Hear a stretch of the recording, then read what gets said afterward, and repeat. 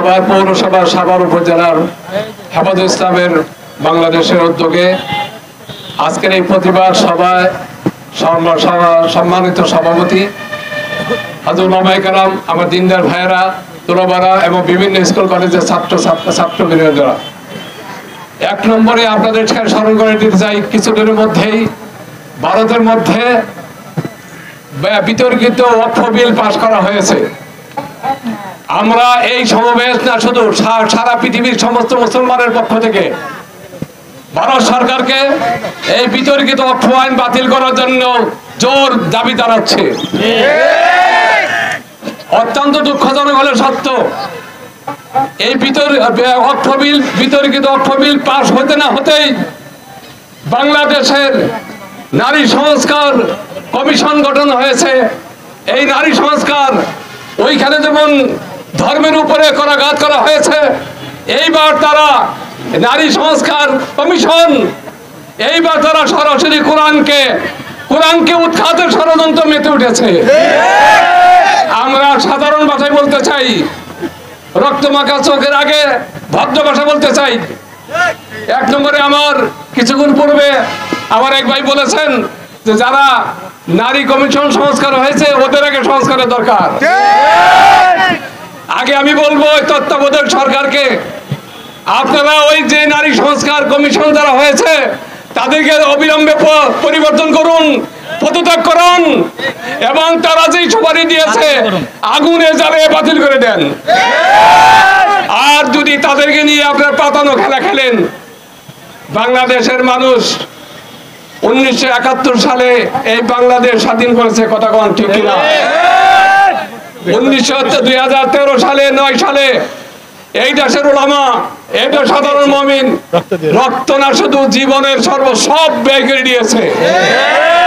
21 সালে আমার দেশের হাজার হাজার উলামায়ে কেরামদেরকে জেলখানায় নিয়ে অত্যন্ত অনেকে জেলখানার মধ্যে শহীদ হয়েছে, অনেকেই পঙ্গু করে দেওয়া হয়েছে।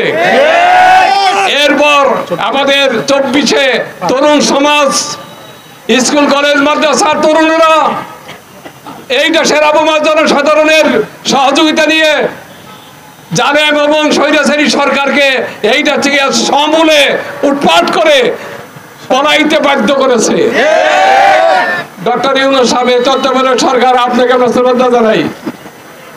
যতক্ষণ পর্যন্ত আপনি আমার দেশ ইসলাম নিয়ে আপনি সতর্ক থাকবেন, তখন আমরা দেখতে পাবো আপনি পিছল খেয়ে গেছেন, তখন আপনাকে কেউ ধরতে যাবে না, আরো পিছল রাস্তা পারে আপনাকে আরেকজনের মতো তারাই দেওয়া হবে।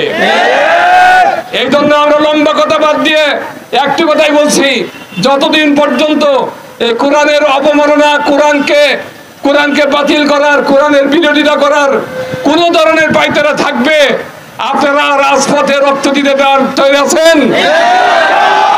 আগামী 3 তারিখ ঢাকা মহাসমাবেশ হেফাজতুল ইসলাম ঢাকা হচ্ছে শাপলা চত্বর সরদ উদ্যানে। আগামী 3 তারিখে আগে থেকে আপনারা একটা স্লোগান দিবেন, চলো চলো ঢাকা চলো। রাজি আছেন? চলো চলো ঢাকা চলো। তারপরেও যদি না হয়, তারপরে কোথায় কিভাবে কি করতে হয় এই দেশের জাপামার জনসাধারণ জানে। আমরা ভদ্রভাবে বলছি, আমাদেরকে অভদ্র বানাবেন না। যদি অভদ্র বানান, কাপড় খুলে ল্যাংটা করে দিতে পরোয়া করবে না।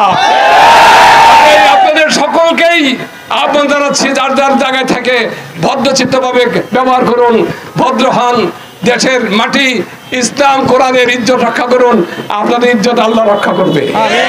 সেই সর্বশেষ আপনাদেরকে আজকের মিছিলে আসছেন, আপনাদের স্বাগত জানাচ্ছি। আগামী 3 তারিখে আপনাদের সকলকে এই শরৎ উদ্যানে যাওয়ার আহ্বান রেখে আমি আমার সংক্ষিপ্ত আলোচনা এখানে শেষ করছি। খুদা হাফেজ। আসসালামু আলাইকুম ওয়া রাহমাতুল্লাহ।